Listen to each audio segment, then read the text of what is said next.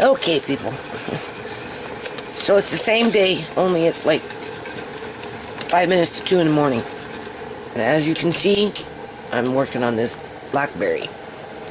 This here is going to be the syrup.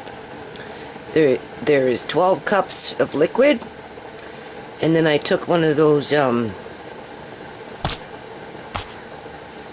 is it called? Food press. And I ran what was in the cheesecloth through it, and I got some pulp. So I put the pulp in there. And there's 12 cups of liquid, and I did the math at 2 3/4 cup water to 1 3/4 cup sugar. So I've narrowed it down to 7 cups and a bit. And we're going to put 7 cups of sugar in here. Okay. I'm not going to put the bit in because I put the pulp in. So it's 1, 2,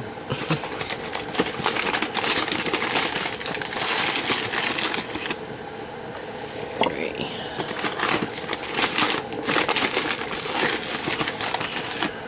4. That's a lot of sugar. 4. Is that 5? Or is that 6? How many did I put in, people? 6. Well, maybe 7. I don't know. I'd have to go back and look at the video. I'm getting tired. Anyway, what we're going to do now is we're going to bring it to a boil as I'm getting my jars ready. Right? And we're going to boil it for about 10 minutes. That's all. Now, this bag of sugar cost me $1.88. You can see where it was. It's just 2 keys. And I used half. Okay? So, under $1 of sugar. Here's 4 jars of juice. Right? You can see that. And I only put in 2 cups of sugar. So, we'll just say 90 cents in sugar, people. Okay? For all this. And what this is going to be used for is obviously pancakes. Crepes with whipping cream would be nice. Oh.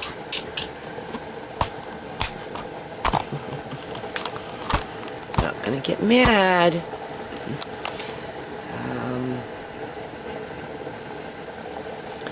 And snow cones. You could use it for snow cones. And I have a little snow cone maker, so maybe we'll try it. So that's what I'm going to do. Hold on. Oh yeah, I wanted to mention this. This is supposedly a natural plant. It's 2 minutes to 2 in the morning, people. My feet and legs hurt. Anyway, this is weeping willow, and it's used for creating a plant hormone when you want to start cuttings. And since I have all those fig branches, I thought I would try to dip them in this first, and then I'm going to try a couple of different methods to root them. So I just wanted to point that out. Oh yeah, I forgot to mention too. Oh. Hold on. Okay, I think it's working correctly right now. This is the pulp. People actually buy this stuff. They buy the seeds. There's a lot of seeds in there. So anyway, this time I'm going to grind it up. I have them already in a jar somewhere from a long time ago. But this one here, I think I'm going to try and, I don't know. I tell myself I'm going to snack on them, but they're not really the greatest, right? But people do buy this stuff, believe it or not.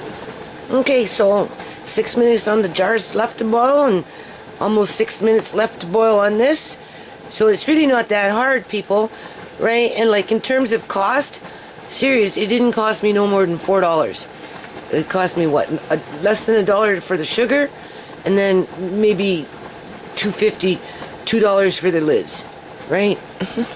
So now what we got it on is on 8. Obviously it's boiling, but we don't want it spitting, right? And I find a whisk is good. Just initially when you first start, just remember the foam is going to rise as the heat rises. So just be aware that it can rise very quickly.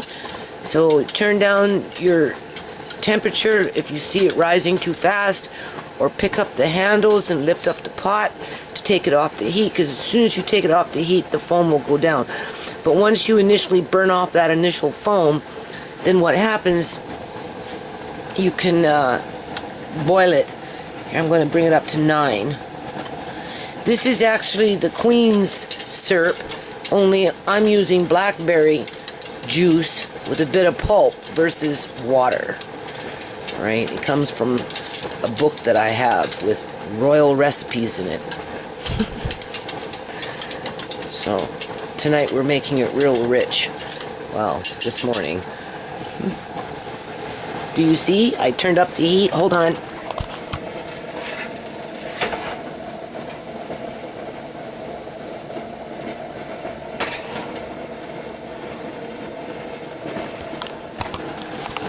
Should have left it on 8.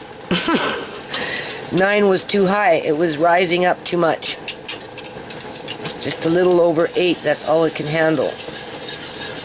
And then you just let it gently roll. I put it up to 9 and look what happened. It started rising. And you keep stirring it.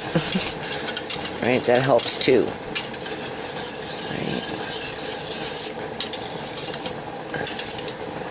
This is not a jam, so you treat it a little different. Hold on. Okay, people, so now it's like 3:03 in the morning. And I'm happy with the results. So happy so that I want to do it again. Right? I'm serious. It didn't cost me whipping around a spoon, people. It didn't cost me no more than $3.50. Probably more like $2.50. Because these lids you can buy at the dollar store for $1.25. That size. And that's not even a dozen. So, and the sugar was less than 90 cents. $1, less than $1. Anyway, this is, this one I didn't can. So, you can see what's happening here. It's cooling down. It's supposed to be a syrup. Still kind of runny. Still very hot though. So we'll see how it goes tomorrow. You can see it does thicken up. Right, I'll make something tomorrow. I have some cream.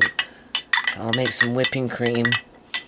Really what I want is a crepe. Oh, that scared me. I want a crepe with that drizzled on the inside with some whipping cream, but I'll probably settle for French toast with that drizzled over top with some whipping cream.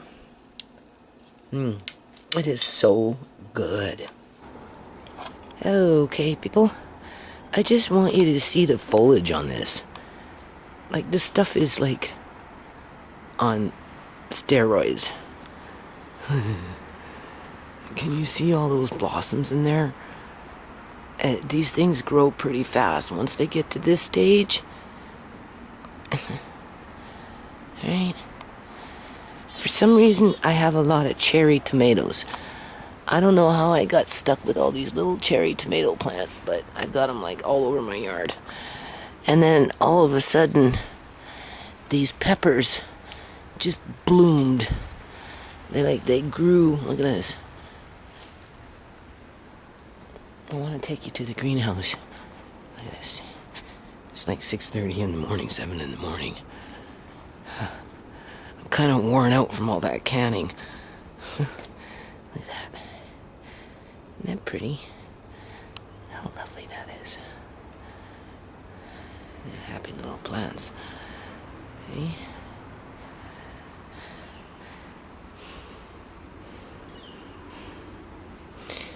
And then we've got a whole bunch more growing in there. You see? This little kale patch is quite nice. I'm sorry. Yeah, kale. Look at this. It's like so peaceful in here. My landlady said, "Oh, I have a neighbor and he plants other things in his greenhouse." Well, this year I just wanted something growing in this greenhouse, but as you can see, these things have like completely, like I am encompassed in between tomato plants, so you can't imagine. Oh, this is great. I didn't water them last night because the weather's cooled down. I was so afraid that they'd be wilted in here this morning, but they're not. They're all perky. Everybody's perky and happy in here. Almost to the ceiling. Some of them are touching the roof already. Hey? Look at that. Doesn't take them long once they start. Alright, so anyway, I got those fig branches now. So I guess I'll put some fig trees in there. Here we go. See, I told you. And cherry tomatoes everywhere. I don't know why I got all these little cherry tomato plants. I got like too many of them. But look at this one. This one's going along its way. And as you can see, right, and then put some more and then some grass and some weeds and it will sit. And then what happens is you get good dirt that makes everything grow like this. Because that's pretty much all I do, people. Right? Pretty much all I do. And then we've got this over here. That's the squash. Look at that one. My landlady says, "Save me one. Save me one more." She took one. Right? She has a beautiful kitchen, so that's very nice for her kitchen. So this one actually is almost ready to come out, I think. I'll give her a call. And then you can see, right? That's what's drying in my house right now. And these guys are coming up in the ranks. And then more cherry tomatoes over there. I'm not sure what these ones are yet. We'll find out. Okay, still August 14th. I'm just going through my stash of little potatoes here, getting ready to put them away. These ones obviously I've poked, right? So I'm gonna have to bring those ones inside. But as you can see, I have to bring them in early, people, because the raccoons, they get into them. Something gets into them. I don't know if it's the raccoons or if it's people or if it's both. But anyway, this is all I pretty much salvaged. There's a couple more little plants around, but I don't think there's going to be too much. Hold on. Okay, people. So anyway, that's better than what I planted. And I gave my son those ones that need to be cooked up right away. It filled up that there. So now we're just going to let them dry for a little bit, and then we'll put them in the cold room and let them, I guess you call it, cure for 10 days. And then, I don't know, repack them. And then there is 100,000 seeds, potato seeds. Because every little ball there can have up to 1,000 seeds of potatoes. Anyway, it's hard to see with this camera. So those are the fig branches that I salvaged from the tree that needed to be repaired. So we're going to see if we can sprout some. I have some moss here. I have some of this styrofoam. I've got little rocks. I've got buckets. So I'm going to experiment here. Hold on. Okay, so what I am going to do, I got some little bits of gravel. I rinsed it. I'm going to put it down on the bottom of this for drainage. I'm going to layer some sand in there for drainage. And then I'm going to layer some moss in there. And then I'm going to put the sticks in there. I'm going to put the moss back over it. I'm going to dampen the moss.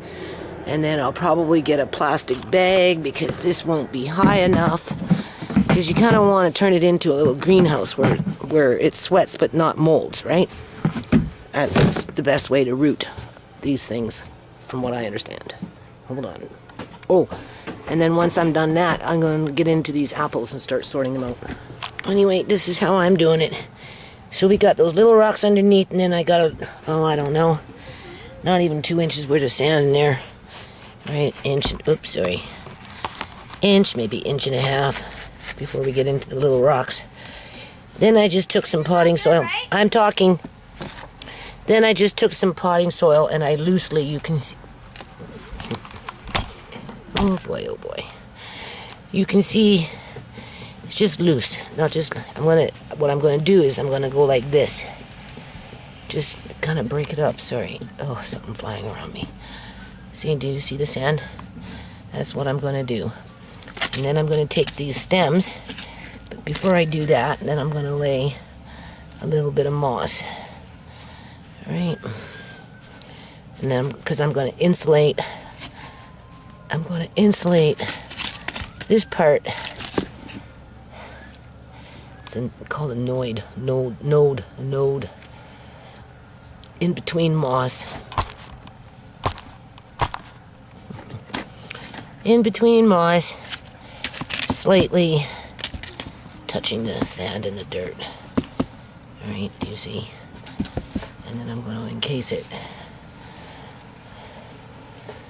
So it has the protection of the moss, which is fungal, right? Antifungal. It will help to prevent fungus growth because it's its own living organism. Right, see? And then it will protect the delicate roots, and it's soft enough for them to crawl through. Alright, so take this out. Alright. And there's the sand. That's what I'm doing, sorry. Alright.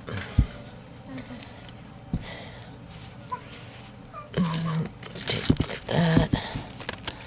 Put it in just a little bit, and so on and so on. Hold on. Anyway, people, that's what I've done. Now I'm going to take a clear plastic bag and I'm just going to cover it over and get it steamy in there, because apparently you got to turn it into like a little hothouse. So as you can see what I've done here, in this case I just wrapped a stick around the moss. Here you've seen me layer gravel rocks, little ones, some sand, a little bit of earth, and then I put a layer of moss, and then I put on top, and I nestled the branches in the moss so they're resting on the moss. So in other words, I'd take a piece of moss, right, and I'd brace